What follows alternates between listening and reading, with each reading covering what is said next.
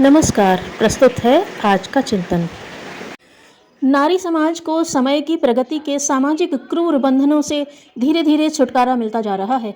बहुत पिछड़े, अशिक्षित, अहंकारी और संकीर्ण अनुदार लोगों में ही अब घूंघट, पर्दा प्रथा की कठोरता शेष रह गई है।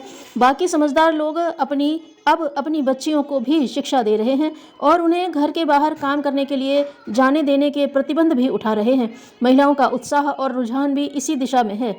औचित्य और न्याय, गतिशील विचारधारा का प्रतिदान भी इसी दिशा में है। स्वतंत्रता और समानता के सम्मान एवं औचित्य का जो व्यापक समर्थन हो रहा है, उसने भी नारी के ऊपर लदे हुए पिछले सामंती बंधनों को निरस्त करने में सहायता ही की है।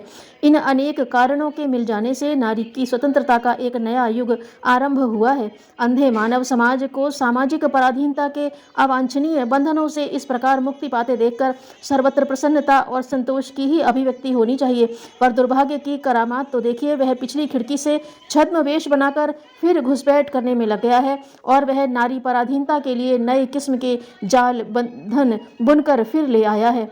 पहले लोहे की जंजीरों से कैदी बांधे जाते थे, अब सोने की जंजीरों या रेशमी रस्सों से उन्हें बांधा जाने लगे तो इसे कोई प्रगति भले ही कहता रहे। वस्तुतः यह बंधन उतना ही दुखद रहेंगे जितने कि लोहे वाले समय में थे।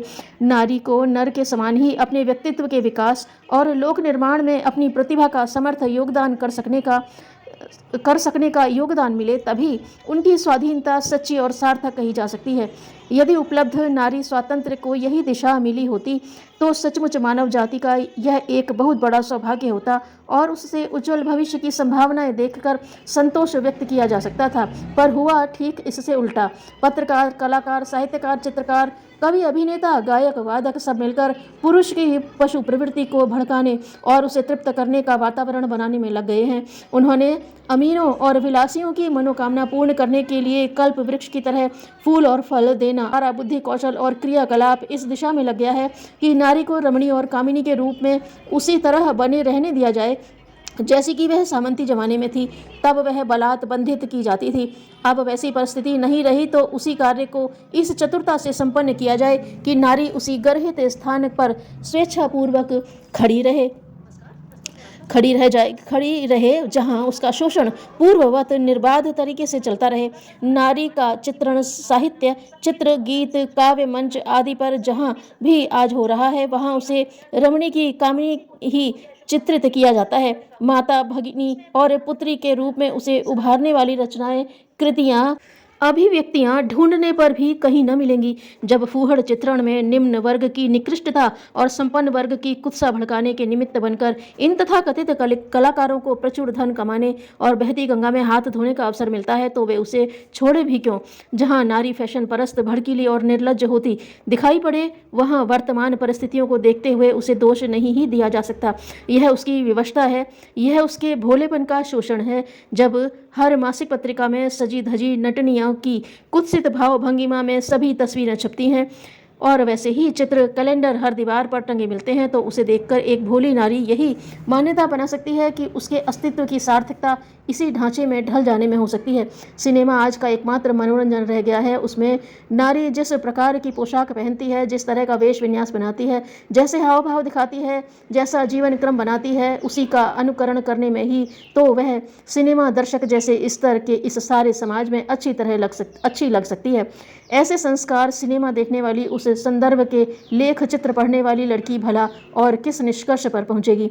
बढ़ती हुई साज सज्जा, श्रृंगारिकता, भड़कीली पोशाक, नक्श की लिपापोती, केश विन्यास में बढ़ती जाने वाली विलक्षणता इस बात का प्रमाण है कि नारी को उसके लिए अर्ध सहमत कर लिया गया जहां निशाचर लोग उसे ले जाना चाहते हैं। शरीर और वस्त्रों की स्वच्छता और शालीनता के परिधान बिल्कुल दूसरी बात है और भड़कीलापन नितांत प्रतिकूल, पर दोनों को मिला देने वाले तर्क थोती वाचालता ही कहे जाएंगे। सजधज की प्रतिक्रिया क्या होती है? इस संदर्भ में एक छोटा सा किंतु बहुत ही महत्वपूर्ण संस्मरण यह है कि एक बार लाहौर की एक लड़की ने महात्मा गांधी को पत्र लिखा। जब वह कॉलेज जाती है तब शौक लड़के उसे छेड़ते हैं। क्या करूं? गांधी जी ने उसे उत्तर दिया, तुम अपने सिर के बाल मुड़ा डालो, फिर कोई लड़का तुम्हारी ओर नजर उठाकर भी न देखेगा। बात आई गई हो गई, पर तथ्य जहाँ का तहाँ खड़ा है। यदि नारी की शालीनता को अक्षुण्ण रहना है और उसके व्यक्तित्व का समग्र विकास संभव किया जाना है तो उसे श्रृंगारिकता के वातावरण से निकालना ही पड़ेगा। अमेरिका की श्रीमती बेटी ब्राइडन के नेतृत्व में नारी मुक्ति आंदोलन चला। उसमें इस विषाक्त वातावरण उत्पन्न करके नारी को फिर सामंती बंधनों में जकड़ने के षड्यंत्र का पर्दाफाश किया गया। नारी को समझाया गया कि वह इस जाल में फंसने से इनकार करने का साहस एकत्रित करे और लोगों को यह बताए कि वह न तो कठपुतली है, न गुड़िया, न वह कामिनी है और न रमणी। उसका अस्तित्व चर पशुओं की कुत्साएं तृप्त करने के लिए नहीं है और न वह उपभोग्य है। उसे बताना होगा कि वह भी मनुष्य है और मनुष्य की तरह रहने और जीने की अधिकारिणी है। उसकी मनस्विता और प्रतिभा का उपयोग उसके स्वास्थ्य, ज्ञान, कौशल के अभिवर्धन में होना चाहिए ताकि वह भी एक सुयोग्य विश्व नागरिक की भूमिका प्रस्तुत कर सकने में समर्थ बन सके। नारी मुक्ति आंदोलन ने जहाँ विश्व नारी को एक आदर्शवादी दृष्टिकोण दिया है, वहाँ उसने उन मान्यताओं को व्यावहारिक रूप देने के लिए यह कार्यक्रम भी घोषित किया है कि इन आदर्शों को स्वीकार करने वाली प्रत्येक नारी केवल सज्जनोचित सीधी सादी पोशाक पहने, भड़कीली उद्धत लोगों की नज़र अपनी ओर खींचने वाली कोई चित्र विचित्र पोशाक न पहने और न बालों को उद्धत ढंग से सजाए। होंठ, नाखून तथा कपोलों का रंग तथा मसालों से पोतना, लंबे नाखून रखना, इठलाते हुए चलना, उच्छृंखल ढंग से बातचीत करना इस आंदोलन से सहमत नारियों के लिए निषिद्ध है। इस सादगी और शालीनता को इन्होंने नारी के गौरव और स्वातंत्र्य को अक्षुण्ण रखने का महत्वपूर्ण प्रमाण माना है। नारी मुक्ति आंदोलन से सहमत नारियां अब ऐसी सर्वमान्य पोशाक का सृजन कर रही हैं जो नर और नारी के लिए समान रूप से उपयोगी हों। उनमें अंतर भी हो तो थोड़ा बहुत। चीन ने भी अपने देश में नर और नारियों के लिए लगभग एक सी पोशाक निर्धारित की है।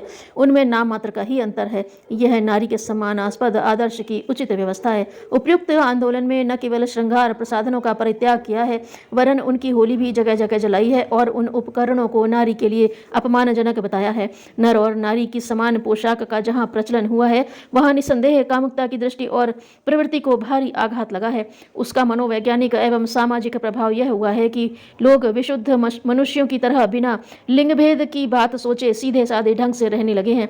जिस प्रकार पुरुष पुरुष या नारी नारी मिलकर अश्लील बातें नहीं सोचते वरन उपयोगी वार्तालाप करते हैं, उसी प्रकार का रहन सहन अपनाने से असमानता का स्तर और यौन आकर्षण स्वतः घट गया है। इस जंजाल से छुटकारा पाकर नारी को पुरुषों की तरह ही अपने व्यक्तित्व तथा भविष्य के निर्माण की चिंता करने, उसके लिए प्रयत्न करने और समाज की प्रगति में योगदान देने के लिए सोचने तथा कुछ करने का अवसर मिलने लगा है।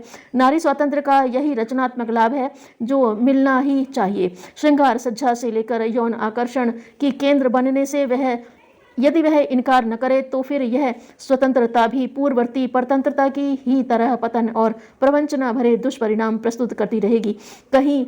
आरंभ कहीं से भी हुआ हो, यह आंदोलन विश्वव्यापी होना चाहिए और भारत में भी इस दिशा में कदम उठाए जाने चाहिए। समस्या विश्वव्यापी है। नारी के साथ पूर्व काल से दुष्टता बरती जा रही है, अब उसे छलना के रूप में बदला जा रहा है। एक हाथ से जंजीर ढीली होने और दूसरे हाथ से नई रस्सी कस देने की स्थिति कहाँ बदली। परिवर्तन ऐसा लाया जाना चाहिए जिससे नारी द्वारा भी नर की ही तरह एक सुयोग्य और सुसंस्कारी मानव की भूमिका का संपादन किया जा सके। उसके लिए बौद्धिक और भावनात्मक वातावरण तैयार किया ही जाना चाहिए। इसका आरंभ यदि नारी द्वारा आकर्षक श्रृंगारिकता से इनकार करने के रूप में किया जा सके तो उसे प्रशंसनीय ही कहा जाएगा। अपने देश में यह आंदोलन जेवरों के बहिष्कार के रूप में आरंभ होना चाहिए। हाथ, पैर, गले और कमर में बंधी हुई यह धातुओं की जंजीरें नारी की पराधीन स्थिति का ही समर्थन करती हैं। भारत की परिस्थितियां अशिक्षा तथा रूढ़िवादी कट्टरता को देखते हुए समान पोशाक की बात तो यहाँ अभी मुश्किल से ही चलेगी, पर इतना तो हो ही सकता है कि भड़कीलेपन का अंत कर दिया जाए। अनावश्यक ध्यान बटोरने वाली रंग बिरंगी चित्र विचित्र पोशाकें न पहनी जाएं और विलासिता ढंग का उनका पहनावा छिचोरापन और शालीनता पर आंच लाने वाला घृणास्पद समझा जाने लगे। ऐसा वातावरण बनाया ही जाना चाहिए। अध्यापिका इस दिशा में बहुत काम कर सकती हैं। उन्हें गुरु एवं माता का गौरव ध्यान में रखकर स्वयं तो श्रृंखल वेशभूषा से परहेज करना ही चाहिए। साथ ही लड़कियों को भी चुस्त पोशाक से लेकर चित्र विचित्र फैशन बनाने और बालों का तमाशा खड़ा करने से रोकना चाहिए। उत्सवों में और शादियों में जो फूहड़ सज धज होती है, इसके स्थान पर भी सादगी का प्रचलन होना चाहिए। ऐसे अनेक सुधार हैं जो तुच्छ दिखते हुए भी नारी स्वातंत्र्य को सार्थकता संबंधी प्रकाश दे सकते हैं। उलझे विचारों के लोग अपने लड़के लड़कियों की एक सी पोशाक रख सकते हैं, जिससे वे लड़के लड़की नहीं मात्र बालक ही प्रतीत हो। बालों का भी ऐसा सीधा साधा ढंग रह सकता है जो सहज स्वच्छता की दृष्टि से उपयोगी हो, व्यर्थ की श्रृंगारिकता को बढ़ावा न दें और जिसकी साज संभाल आसानी से रखी जा सके। यह तो प्रतीकात्मक प्रतिक्रियाएं हुई। मूल बात यह है कि नारी को अश्लील आकर्षणों के केंद्र नहीं बनाया जाना चाहिए। साहित्य, संगीत, कला के नाम पर उसे रमणी बनाने के लिए आकर्षित न किया जाए, वरन पुरुष के सहस्तर वाले मित्र एवं सहचर के रूप में उत्तरदायी विश्व नागरिक के सपने अपने गौरवशाली स्थान को संभाले रह सकने योग्य साहस एवं चरित्र प्रदान किया जाए। पुरुष वर्ग का कर्तव्य है कि वह नारी को बहकाने, फुसलाने और गिराने का प्रयत्न छोड़े तथा उसे भावनात्मक, बौद्धिक एवं व्यावहारिक सहयोग इस प्रकार का प्रदान करे जिससे उसकी प्रतिभा को विकसित होने और नवनिर्माण की भूमि का संपादन में महत्वपूर्ण योगदान दे सकने का अवसर मिल सके। साथ ही नारी में वह चेतना उत्पन्न की जानी चाहिए कि वह अपने विरुद्ध खड़े किए गए षड्यंत्र में फंसने से इनकार कर सके। उसके मानवीय स्वाभिमान का तकाजा है कि वह किसी को आकर्षित करने के लिए श्रृंगार करने को तिलांजलि देकर अपनी प्रतिभा की प्रखरता बढ़ाती हुई समाज का नैतिक मार्गदर्शन और नेतृत्व कर सकने में समर्थ हो सके। इस स्तर का वातावरण एवं उत्साह उत्पन्न करने के लिए हमें विशेष रूप से प्रयत्न करना चाहिए ताकि नारी स्वातंत्र्य का विषय को समुचित लाभ मिल सके। एक ही पिता के पुत्र मनुष्य सब भाई भाई हैं। धन्यवाद।